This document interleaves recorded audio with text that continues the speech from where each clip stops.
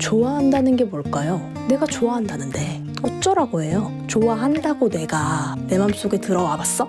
안녕하십니까 여러분? 좋아한다는 게 뭘까요? 좋아한다는 말에 왜 기준이 필요한지 모르겠어요. 누군가가 평가를 할 수 있는 걸까요? 뭔가를 좋아한다는 건 말이죠. 뭔가를 좋아하거나 누군가를 좋아하면 저 나름대로는 딥하게, 소위 말해서 덕질이라고 하죠. 그런 거를 하는 편이거든요. 근데 이거를 누군가가 보기에는 그게 뭐 좋아하는 거야. 그 정도로는 좋아한다고 할 수가 없어. 이럴 수도 있는 거지. 책을 예로 들자면 저는 책을 좋아합니다. 정확하게는 책 사는 걸 좋아합니다. 절대 다독가는 아닌 거죠.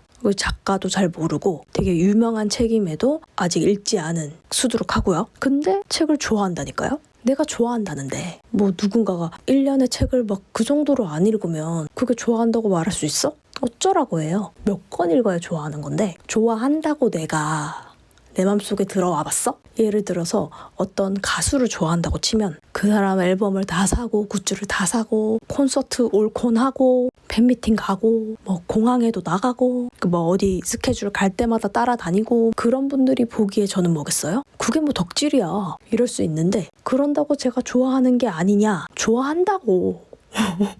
그리고 이런 것도 있어요. 가수를 좋아한다고 쳤을 때 뭐 그 사람의 음악을 정말 좋아한다 이럴 수도 있지만 물론 음악도 좋아하겠죠. 근데 저는 사실 그 사람 자체를 좋아하는 경우가 많거든요. 그래서 실제로 어떤 가수를 좋아하는데 음악은 취향이 아닌 경우 종종 있어요. 그 사람의 가사가 너무 좋아. 근데 음악은 취향이 아니야. 그러면은 저는 그 노래를 다른 사람이 커버한 걸 찾아보거나 가사만 읽기도 해요. 책 읽듯이. 그리고 저는 한국인이라서 그런지 뭐 영화나 드라마 이런 거를 볼 때도 확실히 좀 한국 작품이 잘 맞는 것 같아요. 막 미드랑 이런 것들 보잖아요. 물론 재밌게 본 것들도 많습니다만 유머 코드 이런 것들이 좀 안 맞을 때가 있어요. 저게 웃긴가? 거기 작품 속에 배우들은 다 웃고 있어. 근데 어디서 웃어야 되는 거지? 저 사람들은 왜 웃는 거지? 싶은 경우가 꽤 있어요. 그런 게 잘 맞았으면 정말 제 영어 공부하는데 굉장히 문제가 없었을 텐데. 아무튼 이거는 책도 마찬가지인데 막 웃으라고 써놓은 부분 같아. 근데 저는 안 웃긴? 물론 재미있게 본 것도 많습니다. 아예 없다는 게 아니라 굳이 고르자면 그렇다. 한국 게 더 잘 맞는다. 그리고 흔히 정말 좋다. 막 인생작이라고 꼽을 만한 그런 것들 있잖아요. 그런 드라마나 영화랑 두세 번 보는 드라마나 영화 이게 좀 다른 것 같아요. 저는. 무슨 말이냐면은 예를 들어볼게요. 우리나라 한국 드라마 중에 괴물이라는 드라마가 있어요. 신하균, 여진구 나왔던 드라마인데 정말 이거는 인생드라고 말할 수 있을 정도로 진짜 재밌게 봤어요. 매 회차 볼 때마다 와 이게 뭐야? 막 이러면서 봤던 기억이 있거든요. 최고예요. 근데 장르가 스릴러고 되게 딥해요. 그러니까 이런 드라마는 두세 번 보기는 힘든 거지. 비슷한 예로 비밀의 숲이 있습니다. 비밀의 숲이랑 괴물이랑은 좀 다르기는 하지만 괴물이 훨씬 더 딥한데 아무튼 비밀의 숲도 범죄 이런 쪽이다 보니까 반복해서 보기에는 저는 좀 힘든 부분이 있거든요. 기가 빨린다고 해야 될까?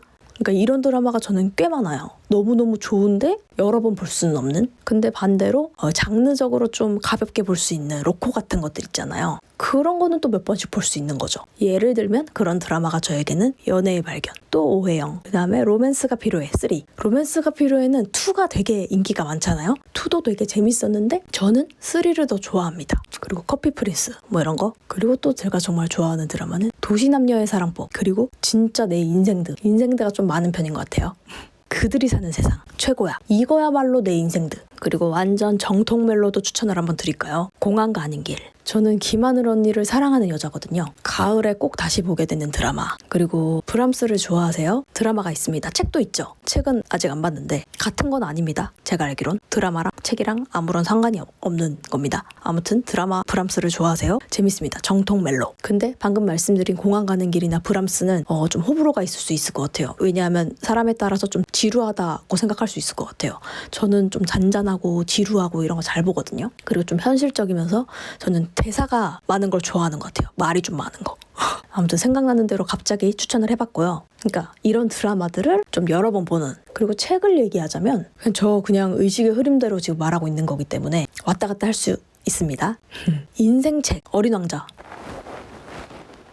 제가 유일하게 원소로 읽은 어린 왕자, 이거 한글 버전 책이 저한테 없어서 원소로 일단 가져와 봤는데 너무 유명해서 제가 뭐 덧붙일 말이 있을까요? 일단 짧아서 되게 읽기 좋고 두껍지가 않아요. 후루룩 보기 좋고 어렵지 않고, 이게 아주 어렸을 때 처음 읽었었던 것 같은데 성인이 되고 나서 이걸 다시 봤거든요. 근데 다르더라고요. 두 번째 봤을 때 달라. 그래서 조만간 또 세 번째 보고 싶어요. 또 다를지 되게 기대되고 궁금하고. 저는 상자 속에 아기양 나오는 그 부분을 가장 좋아하거든요. 근데 또 세 번째 읽을 때는 또 다른 부분이 또 어떻게 다가올지 이런 것들이 궁금해서. 그리고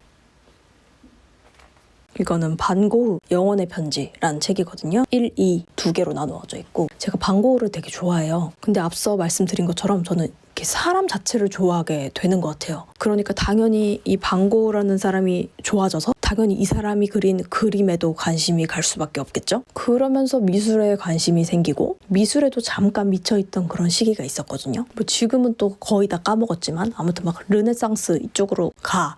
그래서 한때 또 미켈란젤로에 또 빠져 있다가, 아무튼 이런 미켈란젤로나 반고흐 이런 사람들이 좀 결핍이 있잖아요. 좀 결핍이 있는 사람을 좋아하는 것 같아요. 기본적으로. 제가 매력을 느끼는 사람이 그런 사람들인 것 같아요. 뭐 두 사람의 결핍이 같다고는 할 수 없지만 저는 좀 결이 비슷하게 느껴지거든요. 그러니까 뭔가 인간이 완벽할 수가 없잖아요. 누구나 상처가 있고 그게 드러나냐, 어떤 식으로 드러나냐의 차이인 것 같은데, 그래서 아무리 유명하고 잘난 사람이라도 되게 완성형처럼 보이는 사람에게는 저는 좀 매력을 못 느끼는 것 같아요. 반고흐가 이 정서적으로 좀 이렇게 관계적으로 결핍이 있었잖아요. 그런 거에 대한 또 욕구가 그림에도 드러나고 결핍도 강하고 욕구가 크다 보니까 되게 그림도 강하게 그린 듯한 그런 느낌이 저는 들더라고요. 붓으로 종이에 막 쏟아냈다, 막 이런 표현을 하고 싶을 정도로 제가 느끼기엔 그랬어요. 어떻게 전문가분들이 해석하시는지는 잘 모르겠지만 근데 뭐 다 비슷하게 느끼시는 것 같아요. 반고흐의 그림을 본 적은 없지만 막